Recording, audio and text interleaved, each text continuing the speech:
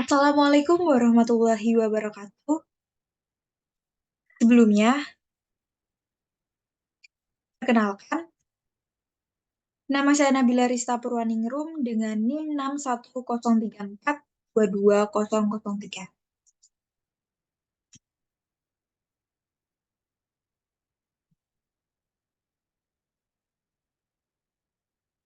Di sini saya akan menjelaskan mengenai salah satu artikel yang saya baca yang berjudul Mengembangkan Situs Belanja Online yang Ramah Pengguna. Di sini ada beberapa hal yang akan saya bahas. Yang pertama yaitu mengenai e-commerce. Yang kedua, masalah dan solusinya. Yang ketiga, fitur apa saja yang disediakan. Dan yang terakhir adalah alat pengembangan apa saja yang disediakan. Yang pertama yaitu mengenai e-commerce. Perdagangan elektronik atau e-commerce mengacu pada berbagai kegiatan bisnis online yang komprehensif untuk produk dan layanan. Hal ini umumnya disertai dengan pembelian dan penjualan online melalui internet, panduan setiap transaksi yang melibatkan transpos kepemilikan atau hak atas barang atau jasa pekerjaan melalui jaringan middle komputer. Kemudian, ada beberapa masalah yang sering terjadi, yaitu penyediaan penjualan dan iklan untuk merchandiser skala kecil adalah tugas yang sangat sulit. Karena persaingan sehari-hari, penjual menghadapi banyak masalah untuk menjual produk kepada pelanggan. Pelanggan membutuhkan fasilitas belanja yang mudah dan beberapa produk hadir dalam tempat yang sama. Lalu, solusi yang diberikan, situs web user-friendly e-commerce dapat dirancang dengan anggaran yang sangat rendah, di mana para konsumen dapat memilih produk dan membelinya di rumah mereka. Sedangkan penjual juga dapat menyediakan semua produk dalam satu jendela. Lalu ada beberapa fitur yang disediakan.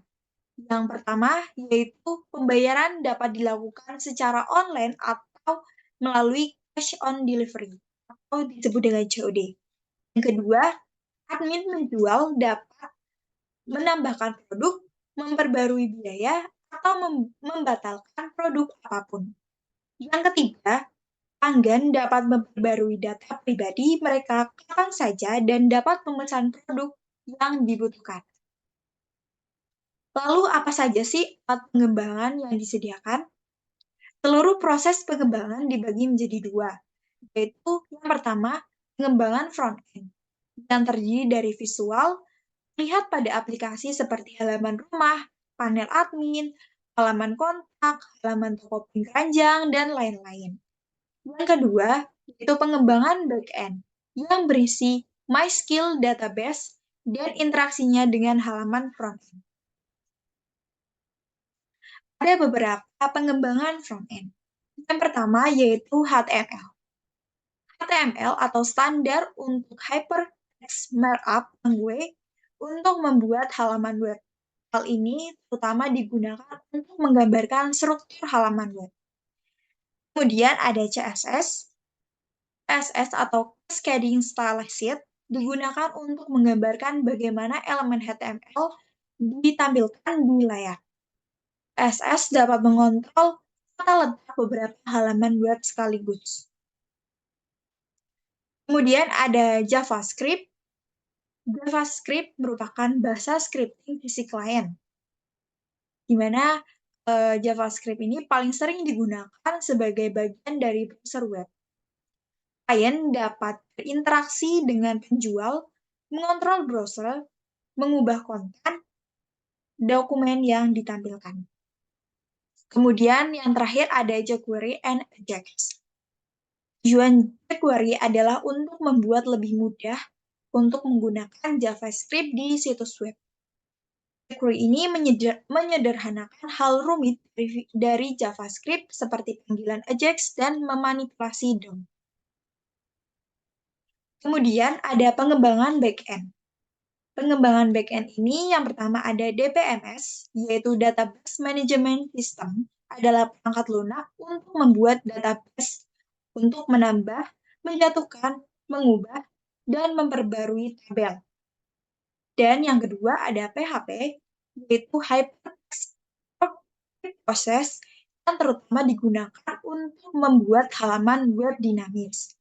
PHP ini dapat membuka, membaca, menulis, menghapus, dan menutup file di server yang berisi teks HTML, CSS, dan kode PHP.